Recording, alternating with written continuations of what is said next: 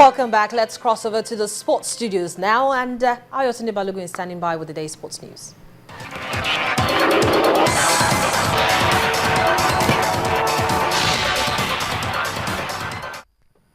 Many thanks, Harriet. These are the sports stories right about now. Well, hosts Rwanda got off to a dream start at the African Nations Championships following a well-deserved 1-0 victory over Cote d'Ivoire in the opening game at the Amahoro Stadium in Kigali. Emery Bayinsinge curled a well-taken free kick from 30 yards to find the back of the net in the 16th minute to hand Rwanda the much-needed victory. Cote d'Ivoire mounted pressure on the Amavubi as they dominated possession in the last 30 minutes, but Rwanda held on to emerge victorious. In the other group game, Morocco and Gabon settled for a goalless draw. FIFA presidential candidate Prince Ali says a cooperation agreement between the African and Asian football confederations is a blatant attempt to engineer a bloc vote in the election. The agreement was signed by the Asian Football Confederation president Sheikh Salman bin Ibrahim Al Khalifa, who is standing against Prince Ali in the FIFA election, and CAF counterpart Issa Hayatou. Now, the Jordanian has asked the Games World Soccer Governing Body to investigate whether the pact breaks its rules. The two confederations account for 100 of the 209 votes to be cast in the presidential election on February the 26th. Well, in the English Premier League matches played today, captain John Terry rescued a point for Chelsea with a controversial 98th-minute injury time goal as the game ended 3-0 with Everton. Leicester City climbed to the top of the league with a 1-1 draw against the Aston Villa, who are currently placed at the bottom of the log. Well, goals from Fabian Delph, David Silva and a brace from Sergio Aguero ensured that Man City defeated Crystal Palace 4-0 at the Etihad. Elsewhere, Newcastle United defeated West Ham 2-1 at St James's Park, while Southampton secured a convincing 3-0 victory over West Brom. Tottenham defeated Sunderland 4-1 in the early kickoff, while Bournemouth defeated Norwich 3-0. A newly appointed coach of Roma, Luciano Spalletti, wants instant success from his side to halt their recent slump in form. Spalletti returned for a second stint as AS Roma coach on Thursday, replacing Rudy Garcia, who was fired by the club. The 56-year-old has been handed the task of hauling Roma back into the title race after a slump in form saw them drop to 5th in the table. That's 7 points behind leaders Napoli, and then prompted Garcia's downfall after 2.5 years in charge. His Roma side won successive Coppa Italia titles in 2007 and 2008. Well, that's a wrap in sports news. Harriet will be back with the rest of the news at 10.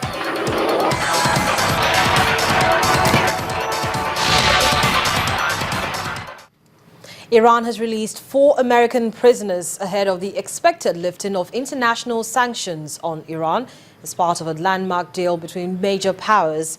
The Americans released include Jason Rezaian, the Washington Post Tehran correspondent, Saeed Abedini, a pastor from Idaho, Amir Hekmati, a former Marine from Flint, Michigan, and Iranian-American businessman Siamak Namazi. A deal on the prisoners would rank among the most high-profile results of a tentative thaw in the ties between Washington and Tehran. The formal implementation of the nuclear deal will give Iran access to over $100 billion in assets frozen abroad in exchange for steps it has taken to curb its nuclear program. At least 23 people have died after gunmen stormed a hotel in Burkina Faso's capital.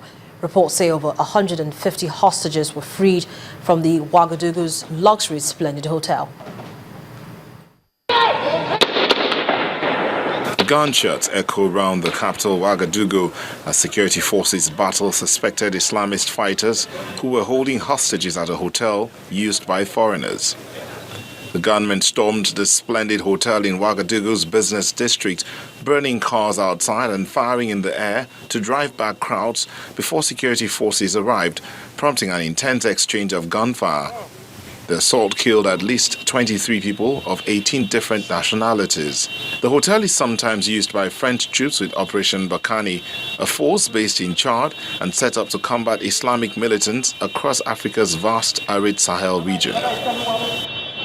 Witnesses who survived an attack on a nearby restaurant that was also stormed during the attack say the gunmen who shot indiscriminately were not speaking French.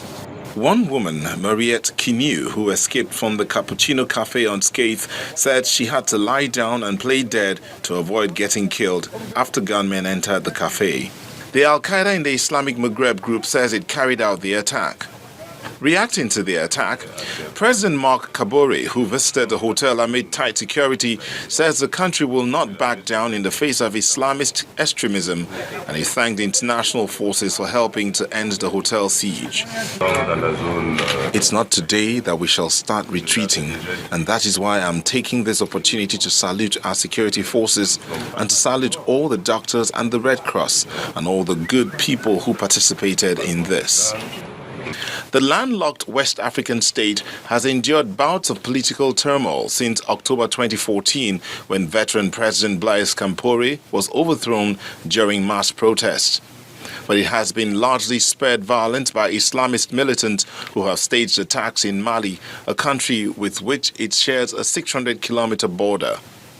The attack will be the first in Burkina Faso's capital by Islamists in a country that is diverse in religious terms. And the main news again. President Muhammadu Buhari will on Sunday join other world leaders at the Future Energy Forum holding in the United Arab Emirates. The president is also expected to sign some bilateral agreements with the UAE as part of measures signaling Nigeria's re-engagement with the Middle East region. The Lagos State government has sealed off Ahmadiyya Hospital, the first port of call of the first case of Lassa fever in the state. 90 others have been put on surveillance. And Iran has released Washington Post reporter Jason Rezaian and 3 other Iranian-American prisoners in a prisoner swap with the United States. And that's it on News at 10 tonight. Many thanks for staying with us. I'm Harriet Agbeni. Have a pleasant night rest and a great weekend.